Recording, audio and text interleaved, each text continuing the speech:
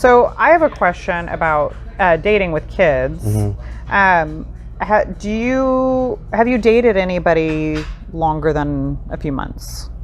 No, I don't think so. No, it hasn't been long term. No long-term relationships. No. My question really was, I was trying to lead up to it. That didn't give me much to work on. Great. Okay. Well, actually, because obviously, I'm still going to ask it, but I was just going to ask, what do you do about introducing your kids to people? Have you introduced your kids to any women? So I did. I made that mistake. I thought it was going to be kind of a thing. Mm-hmm. And it was months before that happened. A couple months in, and we were kind of getting real close and everything. And so I was like, okay, I think it would be okay for the kids. And she had two kids as well, and so I thought it would be cool. They're all around the same age, that type of thing. And man, like when it was done, and I still have to hear my kids ask me about so and so. Why don't we see them? Why don't we? And I'm like, ooh, that was a bad move on my part. Because now they're left with. Why don't we hang out with them? Why don't I see them? Right. That sort of stuff. Kind of introducing somebody and then taking them right away. Right. Yeah. Right. That's a tough one for me. I've never dated anybody long term enough probably to do that, but I'm very, very protective of my kids. Yeah. Obviously, I don't have them on my social media or anything. That's hard. For me. Now I have friends that are very open about it. I had a good friend that she was like, oh yeah, we all went out with the kids. I'm like, what, have you been on 3 dates with him? What do you mean you all went out? And guess what? It didn't work out. And same, she was like, well, then my kids asked, why couldn't he come to the birthday party? I'm like, that's why you don't introduce your kids right away. Yeah. I think, you're dealing with these impressionable people that have their own thoughts and ideas about who this person is, and even just because your relationship didn't work out, they still had a relationship with somebody, no matter how long it was.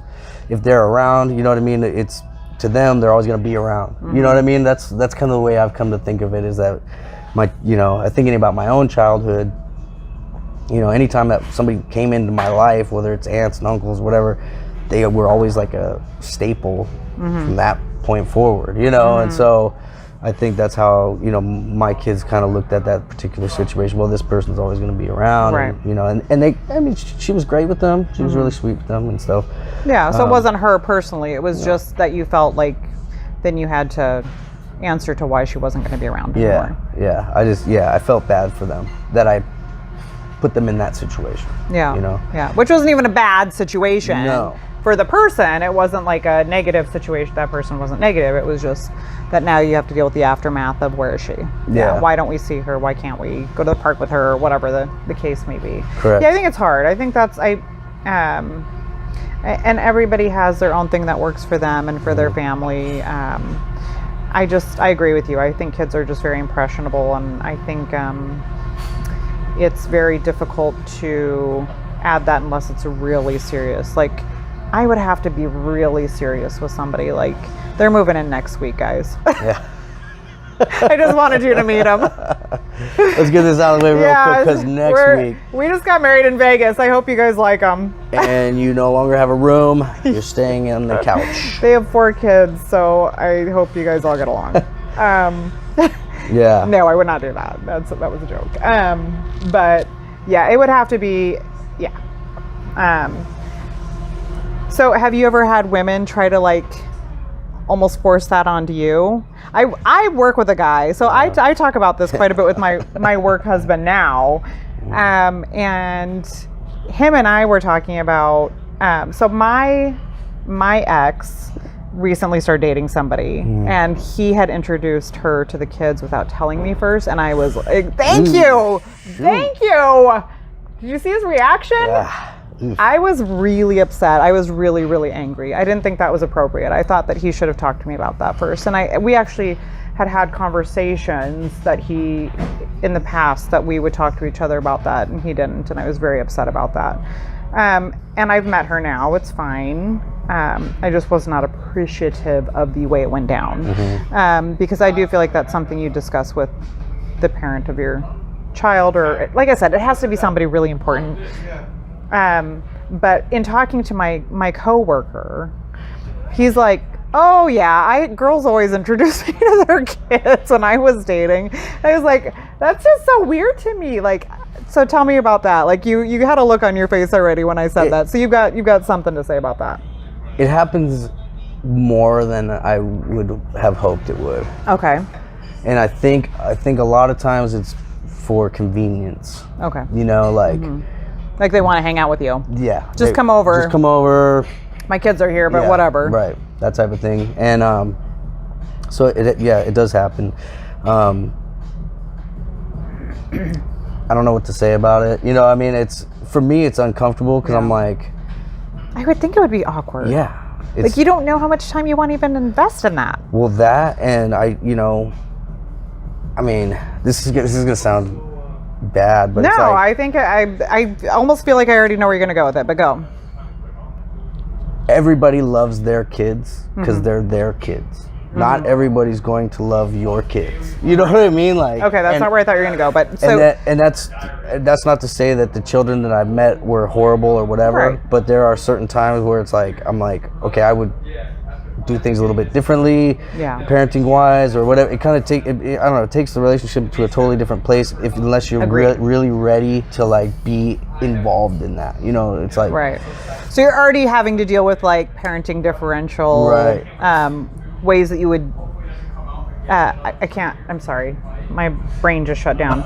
The ways that you would parent would be different, and you could already see that happening. And sometimes it's that. Sometimes it's just their kids the are overwhelming the overwhelming properties that a child brings to the table. Where I get along with a lot of kids, you know, but some of them are like jumping in my lap, and it's the whole deal. And I thought I thought I was coming over to hang out with you, and like, you know what I mean. It's this whole situation that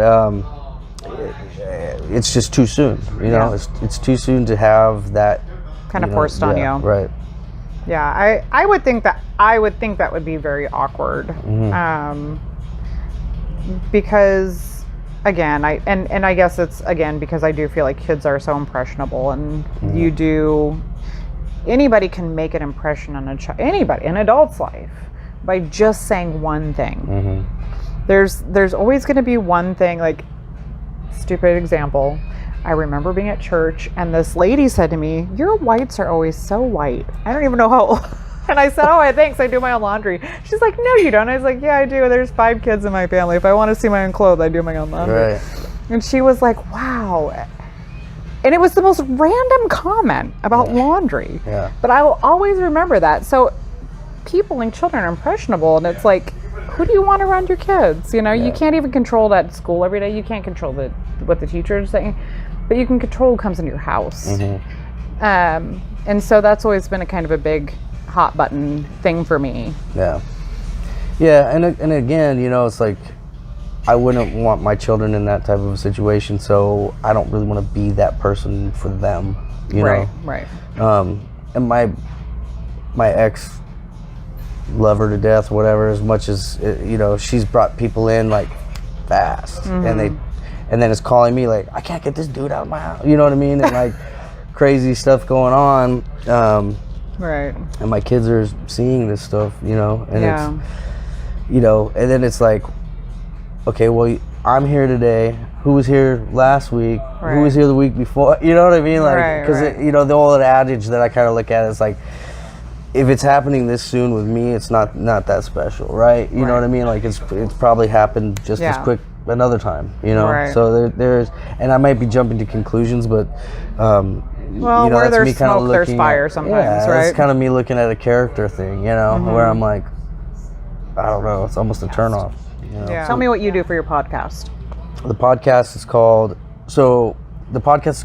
Set Free, A Mind Well Traveled. Set Free happens to be my stage name, solo act type thing, and it's something. I mean, it's tattooed on me. It's it's something that's been with me for a long time. Ultimately, what the podcast is it starts off with where it began was with musicians, people that I've worked with, toured with, know from years or whatever, admire, and then I get them on. We talk about, okay, you know, what do you do? Where do you come from? Tell me about the band or what have you. And then we just kind of go into, you know, traveling the mind. So we end up, you know, we talk about whatever just kind see of where pops it goes. up. Yeah. Just see and what conversation takes. Subsequently had, you know, people that come and talk about plant medicines. You know, people have gone to, you know, Peru to do ayahuasca, and they talk about that whole experience. I've had,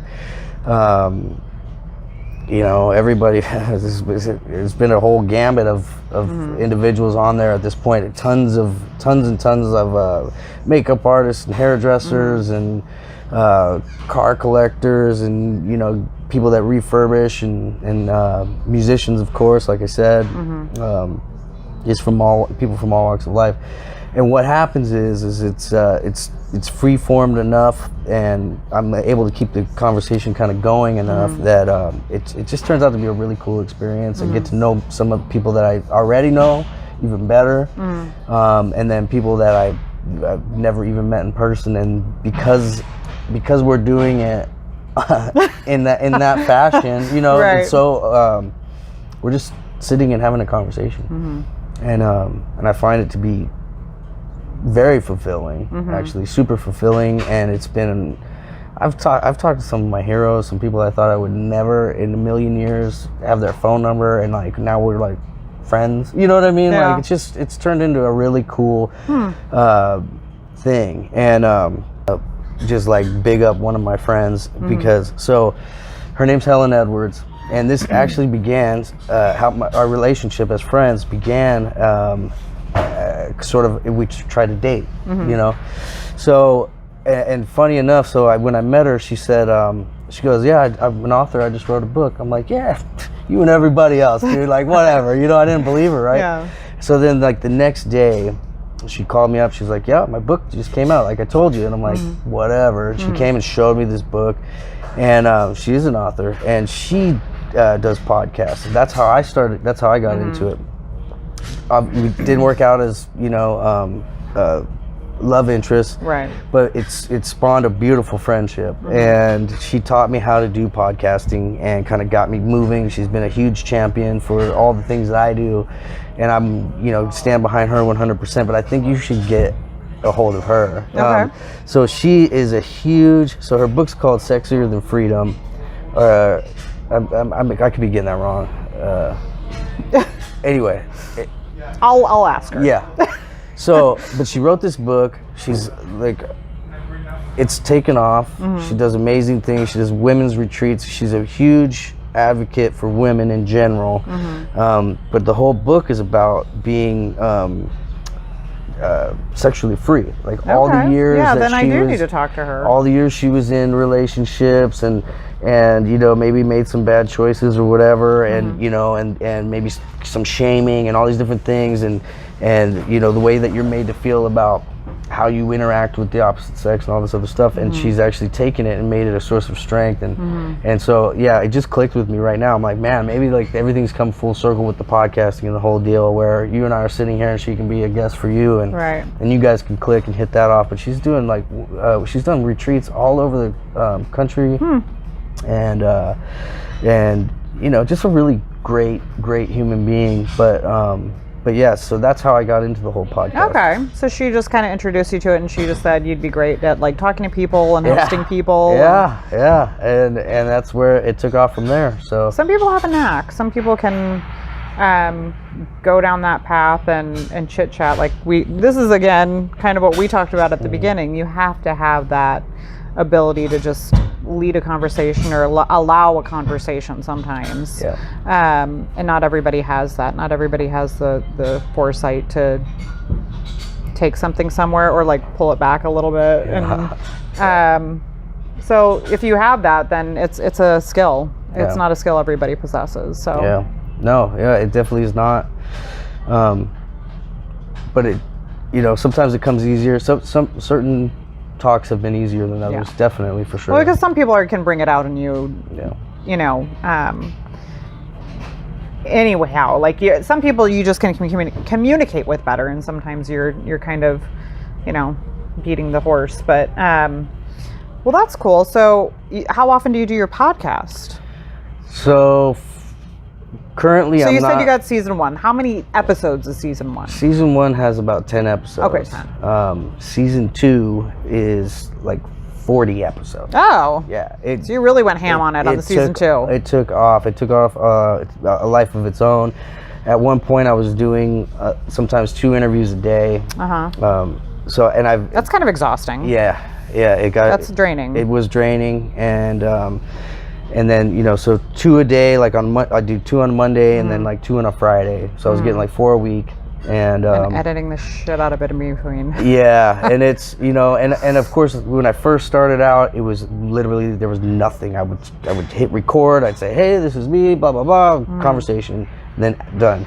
Now I'm into it, so now there's the intro, there's the music, the ads, Right. the whole 9 that have to get put into it. So the editing process does take its time.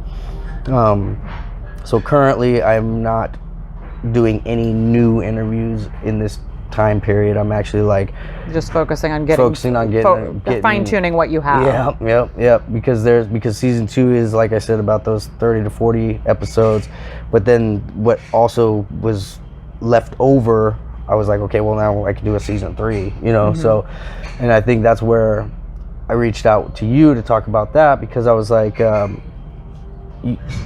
don't even know how we got connected on the Instagram part of it. But I your probably whole, posted something stupid, and you were like, "This girl sounds like a clown." well, I think it had something to do with this, Okay. with this whole That situation. I had mentioned something about it. Yeah, and you were talking about love and relationships and all that sort of stuff, and I was like, okay, that's something that hasn't been explored. So let's try to get that in the bank somewhere along the way, Yeah. Because I thought it was cool that you're on this journey to, explore it, or at least pull it out of people and kind of figure out, the world at large, what the whole, Well, everybody pulses. has like different dating styles and different like ways that they like to meet people, and we're all at different places in our life. I've gotten to talk to some people who like they're bound and determined to be in a relationship, and then I get to talk to people like you who you're like, if it happens, it happens. Yeah. I'm working on me. I'm just doing my thing right now, and I think you tell me if I'm right or wrong. I think all of us, should it happen, would like to be in a relationship. It's nice to have somebody. But from what you have said, you're okay with waiting until you find that. Yeah. I think I'm on board with that statement. I think everybody needs like that, that partner, I think it's a companionship. At least I guess that's where I'm looking at it. It's like I can tell you when I was like, let's say I was like 16 years old, and I met this section of my family that I hadn't met up to that point, and it was a bunch of cousins of mine, and they all had these steady girlfriends, and I was like, man, that's so great. They have these cool, the girls know the family, and they know their girl's family, and everybody's like intermingled in this whole wonderful family vibe. And you crave that. And I wanted that. Yeah. And I wanted that. And I've experienced that in my life, and I hope to again experience it at another point. But I think that fellowship part of it all, I think that's ultimately what the human being is experiencing when they say they want to be in a relationship, or they're driven for that, as they want an inclusiveness, or I think a lot of people if you whittle it down, if you kind of back it up a little bit, a lot of people are afraid to be alone, ultimately, because then you're adrift, you're just in the abyss somewhere, as opposed to being centered and kind of tethered to this unit, which creates comfort and stability. Have somebody to bounce ideas off of. Right. And, Yeah. I know. I go back and forth on it. Sometimes I'm like, I don't want anybody.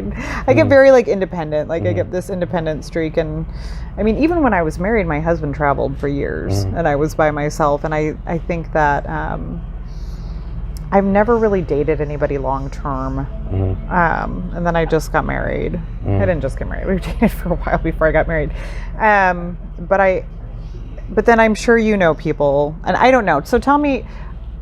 What I was really curious about is like in your younger years when you were touring, and I'm kind of like going a little kittywampus on this conversation from where I was just going with my statement. My statement was basically just like people do want, like it would be nice to have somebody, but and some people always need somebody. Yeah. There's some people that just like they can't not have somebody. Like the minute they break up with somebody, they're back on the dating site. Yeah. And it's like jarring. It's like, oh, who is this fit? Oh, you're not dating that person. You can't even keep track. Yeah, you can't even keep track. Yeah. Some people just they always will need somebody. And it's almost like, I always think of it like they can't be alone with themselves. Do you feel like that? Correct. That's not a very nice thing to say almost, but it's how I always feel about it. That's the way I feel about it. Yeah. But anyhow, what I was curious about, and we don't have much time left, they're going to close here pretty soon, but I did want to just briefly talk about something fun, which is when you were touring, did you have a girlfriend long term, or were you just like willy-nilly out on the road? Because we all, of course, have this idea of what's going on when people are out on the road. So the first half of that whole process was free spirit. Yeah. Like whatever happened. And then at another portion of that time frame, I did have a long-term girlfriend. Can't tell you what was better.